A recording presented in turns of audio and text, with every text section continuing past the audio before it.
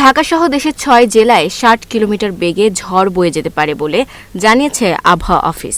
একই সঙ্গে বৃষ্টি বা বজ্রবৃষ্টিরও আশঙ্কা রয়েছে। মঙ্গলবার দুপুর ১টা পর্যন্ত দেশের অভ্যন্তরীণ নদী বন্দরগুলোর জন্য আবহাওয়া অধিদপ্তরের দেওয়া সতর্কবার্তায় এ তথ্য জানানো হয়। বার্তায় বলা হয়েছে, ঢাকা, ময়মনসিংহ, কুমিল্লা, নোয়াখালী, চট্টগ্রাম ও সিলেট জেলার ওপর দিয়ে পশ্চিম অথবা উত্তর পশ্চিম দিক থেকে ঘণ্টায় ৪৫ থেকে ৬০ কিলোমিটার বেগে অস্থায়ীভাবে দমকা অথবা ঝোড়ো হাওয়া বয়ে যেতে পারে। এ সময় বৃষ্টি অথবা বজ্রসহ বৃষ্টির শঙ্কা রয়েছে। তাই এসব এলাকার নদীবন্দরগুলোকে ১ নম্বর সতর্ক সংকেত দেখাতে বলা হয়েছে। এদিকে আবহাওয়া অফিসের অপর এক বিজ্ঞপ্তিতে বলা হয়েছে, লঘুচাপের বাড়তি অংশ ভারতের পশ্চিমবঙ্গ ও এর কাছাকাছি এলাকায় অবস্থান করছে। এছাড়া মৌসুমের স্বাভাবিক লঘুচাপ দক্ষিণ বঙ্গোপসাগরে অবস্থান করছে। এই পরিস্থিতিতে দেশের সব বিভাগে আগামী কয়েকদিন অস্থায়ীভাবে দমকা হাওয়া ও বিদ্যুৎ চমকানো সহ বৃষ্টি অথবা বজ্রবৃষ্টি হতে পারে।